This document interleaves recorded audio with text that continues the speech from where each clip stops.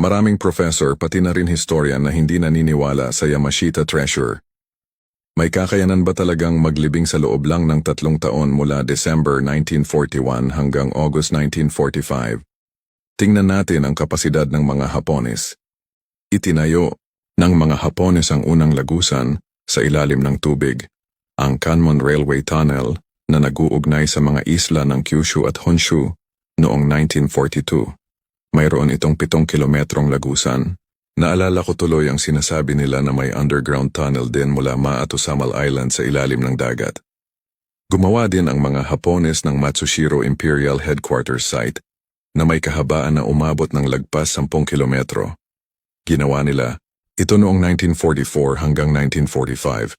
At ang huli, ang Japanese Navy Underground Headquarters sa Okinawa na ginawa lamang noong 1944 na may habang 450 metro.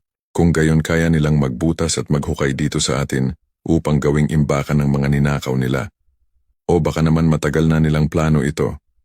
Mula pa 1920 ay marami ng Hapones sa Davao na umabot pa ng 20,000 katao.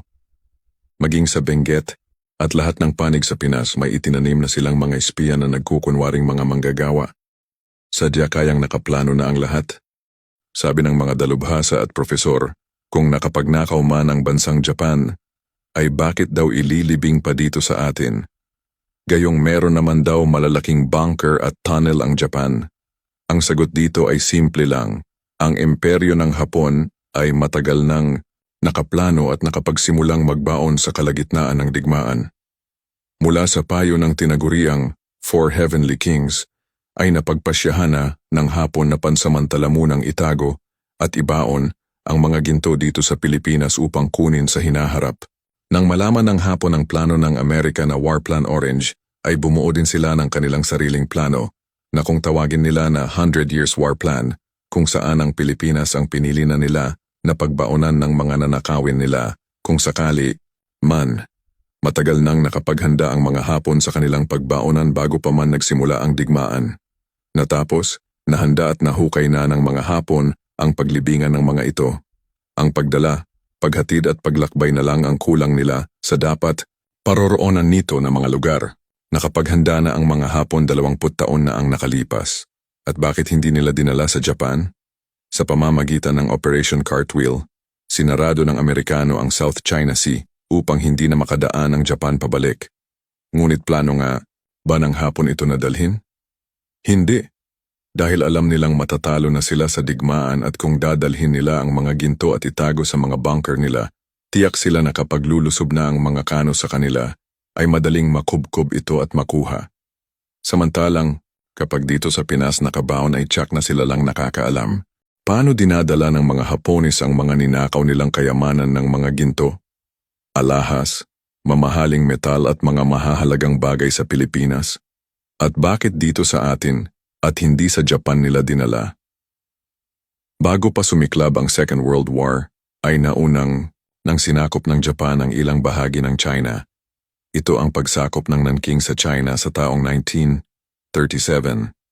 Sa panahong ito may direkta silang ruta mula China, dadaan sa Korea, kasi hawak ng Japan ang Korea sa panahong ito, at tatawid na sa dagat mula Korea.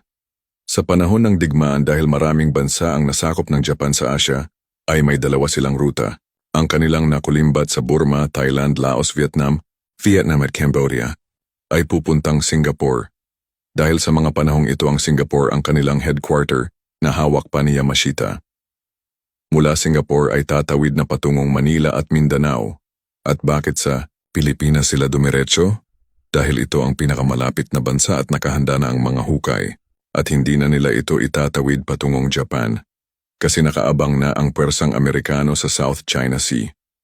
Natakot na ang Japan na ma-intercept ng kaaway ang mga ginto sapagkat minamanmanan na sila. Ang kanilang nakulimbat naman mula sa Java, Sumatra, Borneo at Brunei ay dadaan sa pangalawa nilang ruta, pupuntang Singapore tapos tatawid sa Celebes Sea at babagsak sa Mindanao ang bagahe. Sa huling yugto ng 1944 hanggang 1945, ay nag-bypass na sila, hindi na sila dumadaan sa Singapore, kundi direktang tatawid sa Celebes Sea at dadaong sa Zamboanga, Sulu at Davao. Karamihan dito ay Java at Sumatran Gold. Ngunit ano ang kanilang sinasakyan? Sa anong paraan sila tumawid na hindi mahalata ng kaaway? Yan ang ating tatalakayan paano gumawa ng taktika ang Japan. Ang mga ginto, alahas, metal at mahahalagang relics na nakulimbat ng Japan ay itinawid nila sa dalawang ruta mula Singapore, patungong Manila at patungong Mindanao. Sapagkat libu-libong tonelada ang kanilang bagahe, kinakailangan ng malalaking barko sa pagtawid nito. Ngunit kasagsagan ito ng digmaan. Kung isasakay nila sa kanilang barkong pandigma, ay baka masagap ito ng kaaway at bobombahin hanggang sa lumubog ito. Kaya ang taktika na ginamit ng mga Hapones ay ang kanilang barko o tinatawag na maru ay iniba at pininturahan bilang barkong hospital or hospital ships. Sapagkat ayon sa Protocols of War sa Geneva at Hague Conventions, bawal bombahin ang mga paaralan, simbahan, sibilyan at hospital lalo na ang mga barkong nagdadala ng mga pasyente at may sakit.